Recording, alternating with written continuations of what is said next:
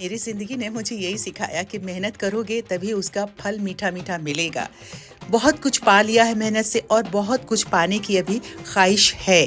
देखिए 9:47 हो गए हैं, अभी तक धूप नहीं निकली है, मतलब कि आज है धूप नहीं निकलने वाली है। तो हम ये मान के चले, अब आज का जो भी शेड्यूलिंग करनी है, जो भी काम करना है हमें, इसी के हिसाब से करना है।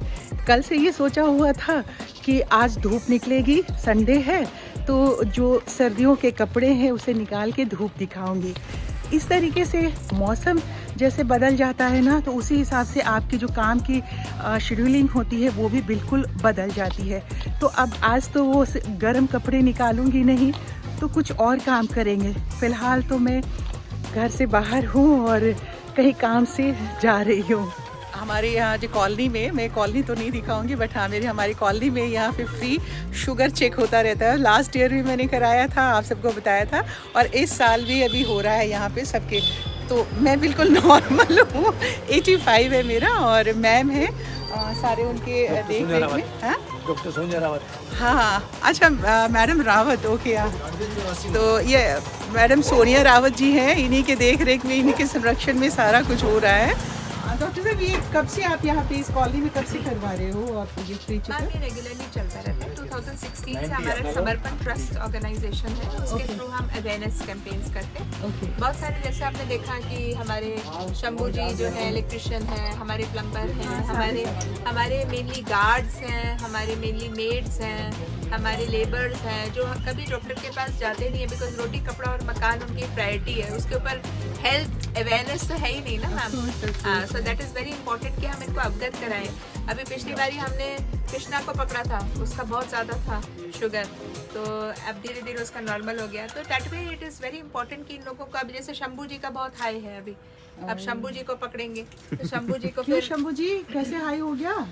पता नहीं, चलता तो बहुत हूँ पैदल। अभी दिवाली के टाइम पे मिठाई ज़्यादा खाई होगी। हाँ जी, हाँ जी, हाँ जी। टेंशन।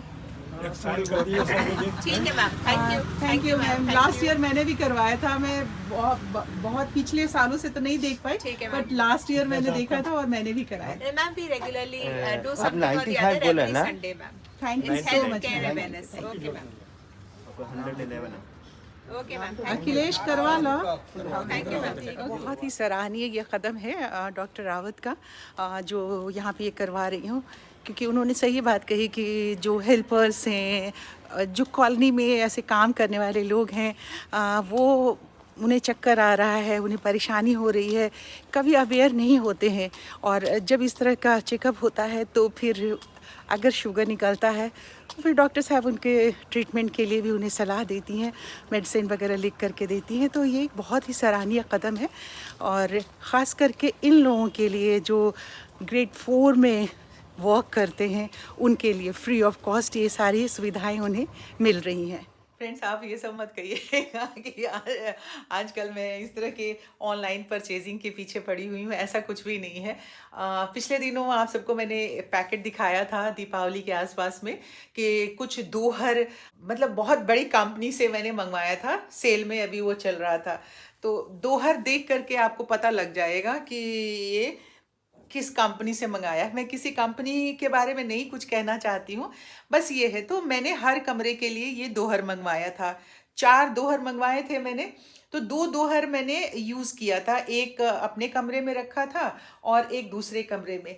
अब दोनों कमरे में, मतलब मैंने एक दोहर खोल के और मैंने जाके वहाँ पे ऐसे ही डाल दिया, बहुत ज़्यादा उसको बारीकी से, कहते हैं ना, चेक नहीं किया। और अभी मैंने इसे कल वॉश किया। वॉश करने के लिए जब मैंने निकाला तो बड़ी अजीब सी स्थिति मुझे दिखाई दी, और दोनों ही दोहर की स्थिति, एक तो ये जो पाइपिंग वाली है, अगर आप लोगों ने यूज़ किया होगा तो आप सभी देख सकते हैं, ये पाइपिंग जो है, इस वाले दोहर में पाइपिंग में रिंकल्स नहीं आए हैं। जो दूसरा वाला दोहर अभी मैंने वॉश करके बाहर डाला हुआ है, तो उसमें पूरी पाइपिंग से जो कपड़ा लगा हुआ है ना, उसमें ऐसे रिंकल्स आ गए हैं, इकट्ठा हो गया है।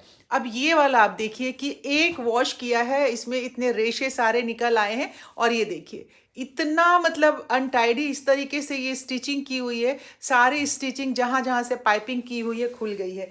और सिर्फ इतनी ही नहीं, इतना ही नहीं खुला हुआ है, ये देखिए, ये देख रहे हैं, ये देखिए पूरी की पूरी स्टिचिंग खुली हुई है, पूरी स्टिचिंग खुल गई है।